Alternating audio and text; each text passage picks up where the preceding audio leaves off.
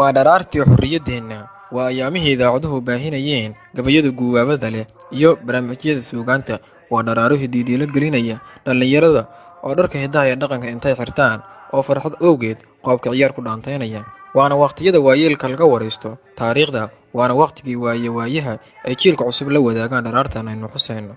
dharaartaas aynu xusayno waa kowda luuliya, maalintii xorriyadda koonfurta iyo midowgii labada gobol waqooyi iyo koonfur. waxaa xanuun iyo nasiib darro ah in 60 sano kadib ay Soomaaliya shisheeyo joogaan, midnaba ayna jirin oo la kala maqan yahay. cadowgii shalay maanta walaal ayuu noqday, qabiilkii ayaa isku bedelay qaran, calankii waxaa ka soko maray calamo kale, waxaa isbedelay dhadhankii wadaniyadda.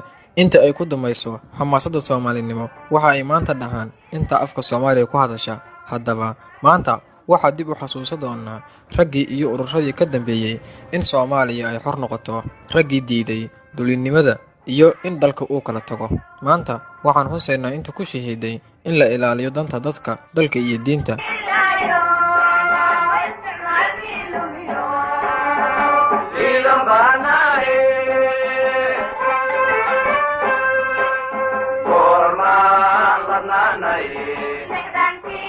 halgankii sayidka sayid maxamed cabdullaahi xasan ayaa ahaa halgamaagii ugu horreeyey ee dagaal la gala gumaystaha. waxa uu noolaa muddadii u dhexaysay 1856 ilaa 1921. waxa uu ahaa hogaamiyihii darwiish lala dagaalamay gumaystihii Ingiriiska, Talyaaniga iyo Xabashida, isagoo kula dagaalay dhulka loo yaqaano Somaliland, Nugaal iyo Taleex.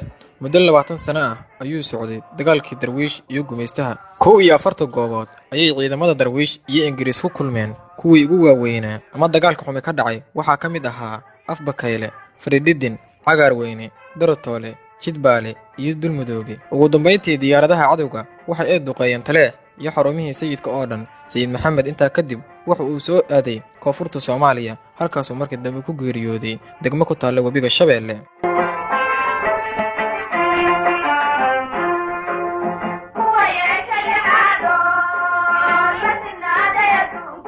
ururkii SWL waxa uu ahaa urur dhallinyaro ah oo la aasaasay 15 May 1943. ururkan waxaa lagu dhisay guri ku yaala wadada Via Rome ee magaalada Muqdisho. dhallinyaradii dhistay waxa ay kala ahaayeen Cabdiqaadir Sheekh Saqaawudiin, Maxamed Xirsi Nuur Siidi, Yaasiin Xaaji Cusmaan Sharmaake, Xaaji Maxamed Xasan Maxamed, Cismaan Geedi Raage, Dheere Xaaji Daare, Daahir Xaaji Cusmaan, Cali Xasan Maslax, Maxamed Cali Nuur, Maxamed Faarax Hilowle, xaaji maxamed cabdullaahi xayiise, huudow macalin cabdulle iyo maxamed cusmaan. ururkii SWL waxaa madax u ahaa Cabdiqaadir Sheekh Saqaawudiin, gudoomiye, xaaji maxamed xuseen, gudoomiye ku-xigeen, Yaasiin Xaaji Cusmaan, xogayaha guud ee ururka SWL. markii dambe oo Yaasiin Xaaji Cusmaan uu geeriyooday waxaa lagu bedelay Cabdullaahi Ciise Maxamuud. dhallinyaradan waxaa lagu xasuustaa dhacdooyin badan oo ku tusinaya midnimada iyo kartida ay lahaayeen.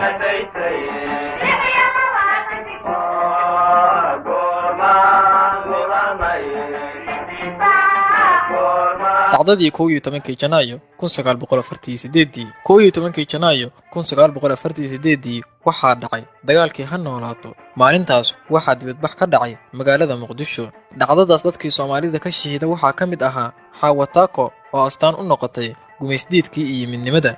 11 Janaayo 1948 waxaa dalka soo booqday guddi UN-da raacsan oo ahaa dalalkii ku adkaaday dagaalkii labaad ee adduunka sida Mareykanka, Ingiriiska, Faransiiska, Ruushka iyo Talyaaniga. maalintaas waxay adeegsadeen dadka dabadhilifka ah. SWL waxay sameeyeen tab la yaab leh, boqolkii qofba waxaa loo dhiibay hal hogaamiye, 2 calanka sida iyo 4 ilaalo ah. dagaalkii ha noolaato waxaa Soomaalida ka shahiiday 14 qof oo ay ku jirtay Xaawa Taako, halka Talyaaniga laga dilay 52 Talyaani ah. waxaa gumaystihii lagu ururiyey bilaaju carab. dhacdadii Dhagaxtuur Sebteembar 1949 ayaa waxaa furmay kalfadhigii golaha guud ee qaramada midoobay.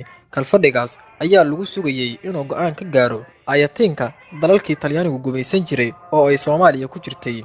dhallinyarada waxay magaalada New York u dirtay Cabdullaahi Ciise Maxamuud si uu u cabiro mowqifkii SWL.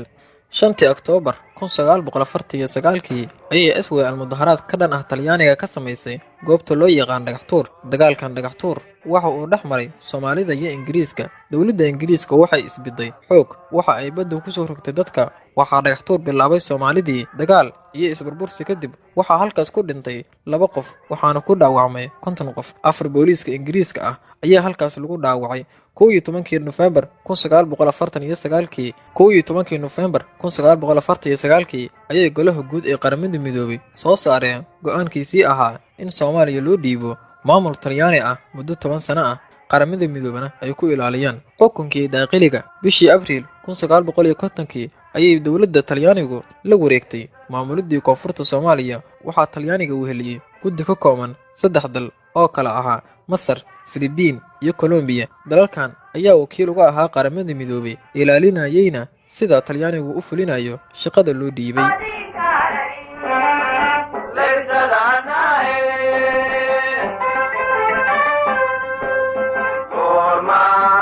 madax bannaanidii gobollada waqooyi ee dalka ama Somaliland waxa ay galeen halgan dheer iyagoo ku guuleystay markii dambe in la siiyo xorriyad. 6 Abriil 1960 Golaha Tashriica British Somaliland ayaa meelmariyay qaraar ama go'aan ku saabsan madax bannaanida Somaliland iyo midnimada Soomaaliya. Gobollada waqooyi ama Somaliland si ka duwan maanta la jooga ayay go'aanka madax bannaanida iyo midnimada ugu farxeen. Maalmo kadib 22 Abriil 1960 waxaa magaalada Muqdisho lagu soo gabagabeeyay shirkii 6 maalmood u socday wafdigii waqooyi iyo koonfurta.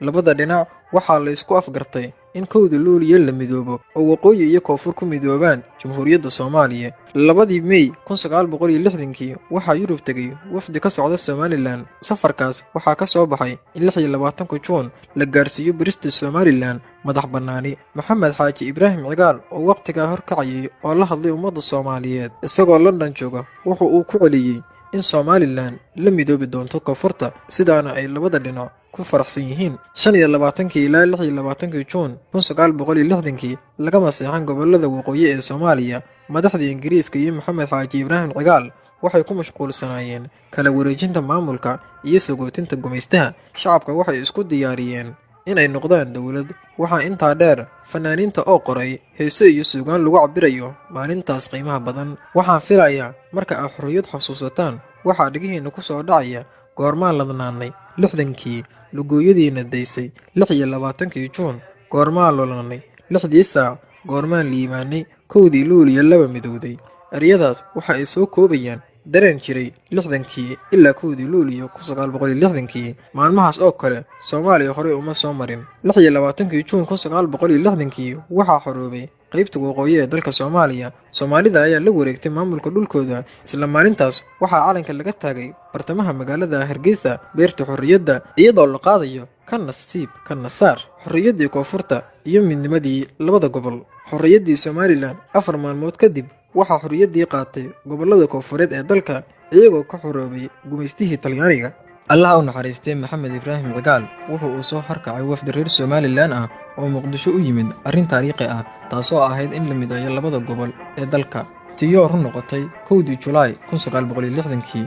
ugu dambeyntii guushii halgankii waa la gaaray 1 Juulaay 1960 markii 2 gobol oo xor ah isku tageen oo dhiseen Jamhuuriyadda Soomaaliya. maalintii xorriyadda qaatay koonfurta Soomaaliya isla markaana ay midoobeen labadii gobol waqooyi iyo koonfur, waxaa dalka Soomaaliya yimid wafdi ka socda gobolladii kale ee ku haray gacanta gumaystaha. Maalintaas waxaa xoog u kacay dareenkii ummadda. waxaa mar kale la soo nooleeyay fikraddii Pan Soomalismi ama Soomaali weyn. markii xorriyadda la helay 1960 isla markaana ay midoobeen labada gobol ee waqooyi iyo koonfur, baarlamaanka dalka wuxuu aqlabiyad ku doortay Aadan Cabdulle Cusmaan inuu noqdo madaxweynaha muddo 1 sano ah, isagoo maalmo kadib 22 Juulaay 1960 ra'iisul wasaare u doortay Cabdirashiid Cali Sharmaake. Haddaba maxaa isbedelay? Maxaa keenay in 6 sano uu dalka dhibaato ku jiro?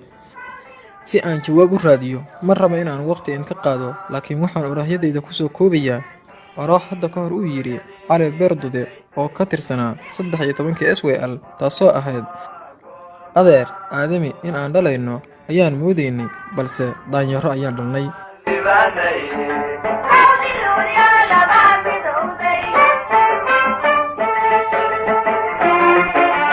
saaxiib yaal halkan nagala socotaan waa bandhigga shacabka, aniga oo ah Cabdiwaxid Xuseen Sheekh Xasan. Waxaa garab iga siiyey barnaamijkan saaxiibkayga Cabdiwaxid Axmed Xaashi.